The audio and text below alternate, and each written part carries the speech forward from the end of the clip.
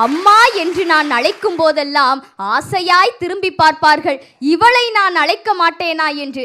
ஆனால் அம்மாவை விட நான் பெரியவள் என்பதால் தான் என் பிள்ளை என்னை பெரியம்மா என்று அழைக்கிறது என சற்றே கர்வமும் பட்டுக்கொள்கிறார். அம்மா சொல்ல நான் கேட்டிருக்கின்றேன். நான் குழந்தையாக இருந்த பொழுது கால்களில் அறுவை சிகிச்சை செய்தபோது என் அம்மாவையே வெளியே அனுப்பிவிட்டு நீங்கள் தான் என் அருகில் இருந்தீர்கள் என்று.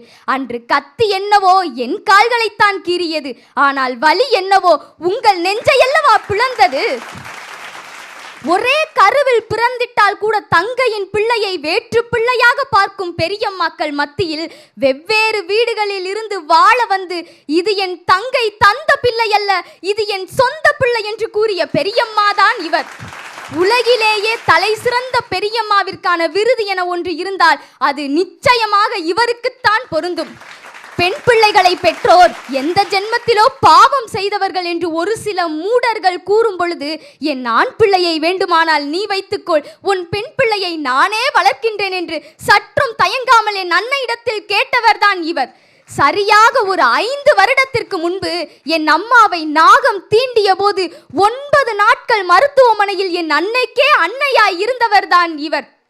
9 நாட்கள் கழித்து 10வது நாள் எங்கள் அன்னையை எங்களிடத்தில் ஒப்படைத்து விட்டுதான் தனது பிள்ளைகளையும் தனது வீட்டையும் பற்றி சிந்தித்தார். கால்களில் நாகம் தீண்டியதால் நடக்க கூட முடியாமல் சிரமப்பட்ட என் அன்னையை அருவருப்பின்றி ஆடையை கூட மாற்றிவிட்ட அன்னைதான் இவர். அது மட்டுமா, நான் பிறந்த நேரத்தில் என்னை சுமந்த கற்பப்பையையே எடுக்க வேண்டும் என்ற ஒரு நிலை வந்தபோது 6 மாதங்கள் என் அன்னையை நடக்க கூட விடாமல் பார்த்து கொண்டார். அது மட்டுமா, கழிவறைக்கு கூட என் அன்னையை இவர்தான் அழைத்து சென்றார். கணவனின் ஆடையை துவைப்பதையே அருவருப்பாக நினைப்பவர்கள் மத்தியில் என் தந்தையின் ஆடையை சிறு முக சுளிப்பின்றி கூட துவைத்து கொடுத்தவர் இவர்தான். 5-6 அறுவை சிகிச்சையை தாங்கிய உடம்பு அது. ஒவ்வொரு முறையும் என்னோடு சென்னை வரும் பொழுதும் உடல்நிலை சரியில்லாமல் தான் வருவார். மருத்துவர் தரும் மருந்து மாத்திரைகள் எல்லாம் அவர் உடல்நிலையை சரி செய்யாதாம். அவரின் மகள் ஒவ்வொரு முறை மேடை ஏறி பேசுவதை பார்த்தால் கொரோனா வைரஸையே கொலை செய்து விடுவாராம். சொந்த மகன் முதல் மாத ஊதியத்தில் புடவை வாங்கி தந்தாலும் பொலிவு வராத அந்த முகத்திலே நான் ஒரு நாள் வாங்கி தருவேன் என்று வேடிக்கையாக கூறிய பொழுது 1000 நிலவுகளின் பொலிவை அல்லவா உங்கள் முகத்தில் அன்று நான் கண்டேன்.